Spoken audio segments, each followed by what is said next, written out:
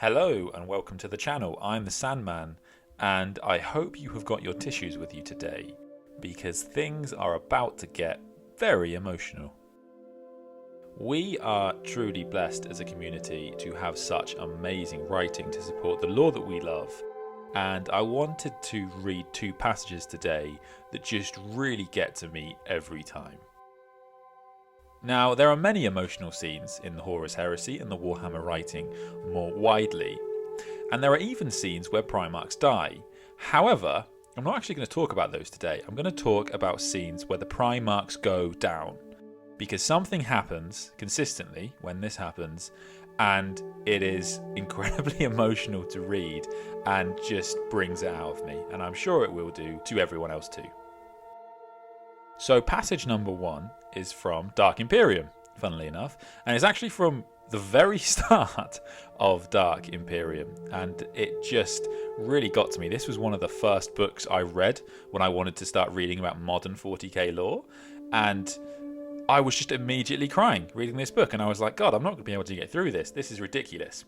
And so I'm sure everybody's up to date on this, but to recap, Rabute Guilliman was, distraught after arriving to Terra just too late, even though he was a key part of ending the Horus Heresy. Incredible man.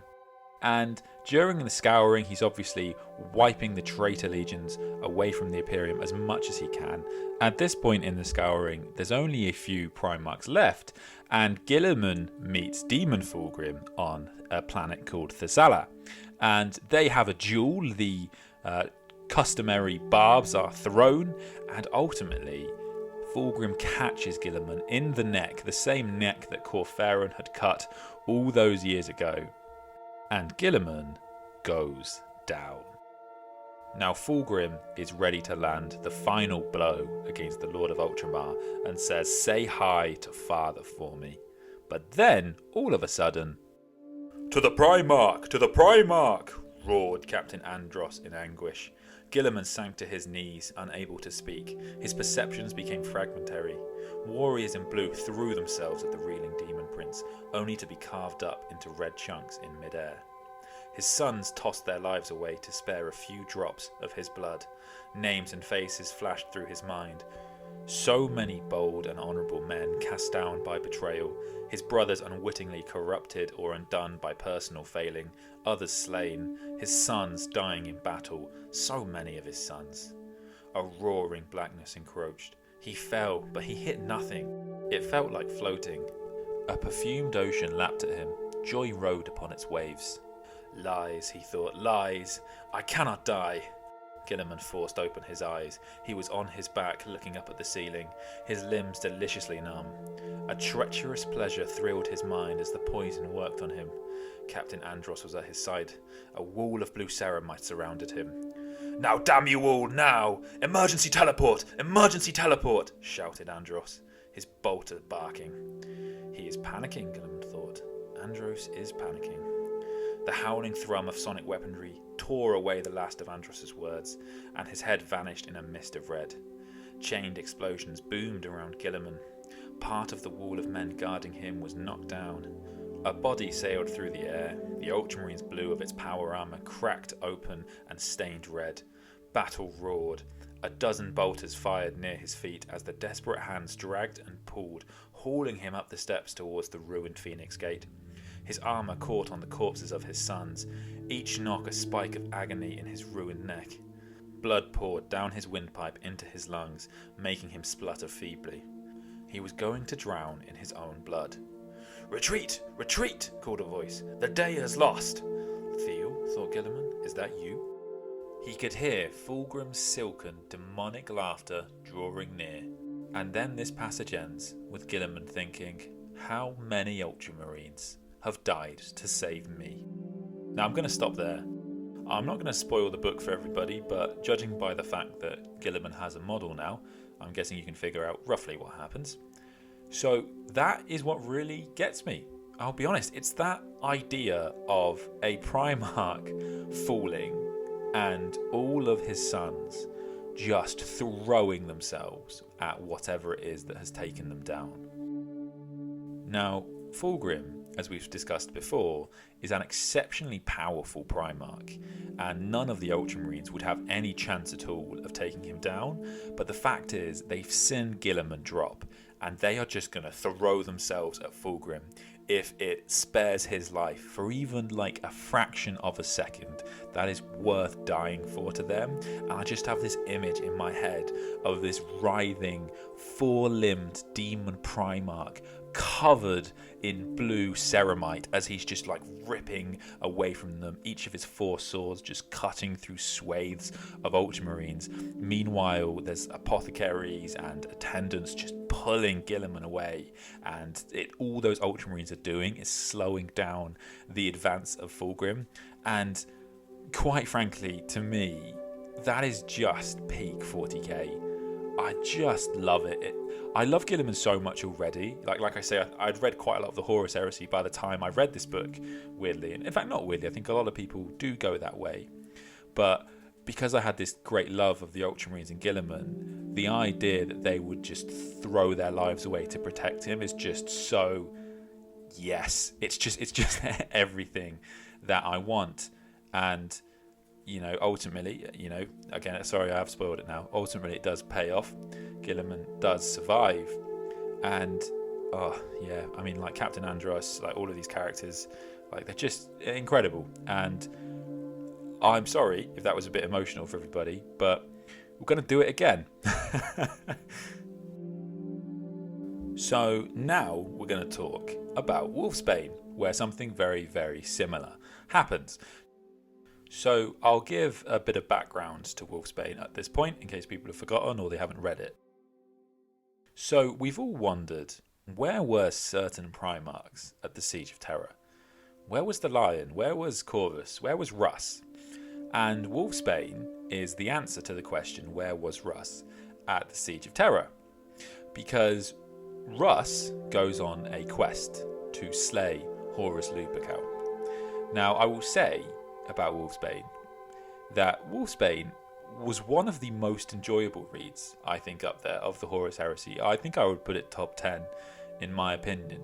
However, it does have the ever so slight drawback that it makes zero sense. Honestly, it's really weird. So prior to this book, Russ speaks to a series of kind of key characters around what he's going to do next. He speaks to Dawn and to Malcador and to Valdor and even to Loken. And they all say the same thing. They say, do you think you can even kill Horus Lupercal? And he's like, at this point, nah, not at all. And then they say, do you think this will make any difference? And he's like, nah, I don't really think it'll make much difference at all. And then they say, well, wouldn't it be really helpful if you were here at the Siege of Terra? And he says, yeah, that would be really helpful. And then they say, oh, okay, so what are you going to do next? And he goes, I'm going to go and try and kill Horus Lupercal and my entire legion, basically. And he does that. He goes off with his band of merry men and he tries to assassinate the arch traitor. If anything, it kind of serves to slow him down, but then this means that they don't have Russ at the Siege of Terra, so it doesn't really seem to have any impact on the story. It was just, I think, the best they could come up with for where Russ was during the siege. So Russ and the Space Wolves make it to the Vengeful Spirit before Horus and the traitor legions attack Beta Garmon. And when he meets Horus, obviously they have a big fight, and Horus actually is stabbed by Russ. Russ wields an incredibly powerful weapon given to him by the Emperor called the Spear of Russ. And he gets him, but then Horus gets him back quite badly, and Russ is beaten to within an inch of his life. And that's where we pick up this story. Bjorn felt a terror he had never known, not even as a youth fighting to survive the endless dangers of Fenris. The Primarch was going to die. To the Primarch! A voice called. To the Primarch! Warriors abandoned their individual struggles with Horus's traitors, felling their opponents in their desperation to get to their Genefather. Dozens failed and were cut down as they attempted to disengage and rush to the Wolf King. They ran at the War Master, hitting him with weapons that had little chance of wounding him. grabbing for his arms. They were like children trying to save their parents from an ogre, helpless against his strength. They persisted, dragging at him with their weight of numbers. He bludgeoned them aside, killing one with every stroke. Jarls fell as easily as warriors. Under the cover of their assault, Russ dragged himself away. Horus disappeared for a moment under a seething mass of grey ceramite before he burst outwards, sending the Vilka flying. The survivors got up and hauled themselves back into the fray. Horus levelled the guns attached to his talon against them, blasting them down, but more came. Hundreds of Vilka Fenrique sacrificed themselves to save their Primarch. The sons of Horus were forming up around their master, adding their guns to the culling of the wolves. Bjorn howled in anguish. He broke into a sprint, gutting a traitor running to intercept him, shooting another down, determined to sell his own life to save his lord. All semblance of discipline had gone from the field. Now, if that didn't get you just a little bit emotional, I take full responsibility, because you need to go out and you need to buy both those books and you need to read them, because they will have the desired effect, I promise. Again, it's just a scene that is so much to read. Russ and Guilliman both love their sons dearly. This is something that is well documented, and Russ's sons obviously love him back very dearly, and to them he's the mightiest warrior that the Allfather has ever created. And of course, again, as soon as he goes down, they just throw themselves at Horus. And it's not mentioned in that passage, but it is said in the book, at this point, Horus is literally glowing with power. This is Horus that is powerful enough to go toe-to-toe with the Emperor for a bit. And so the Space Wolves just have no reason at all to think they would do any damage. But again, I just get so emotional just, reading that the sons of Russ are just going to throw themselves at this monster just to give Russ a few more seconds to survive.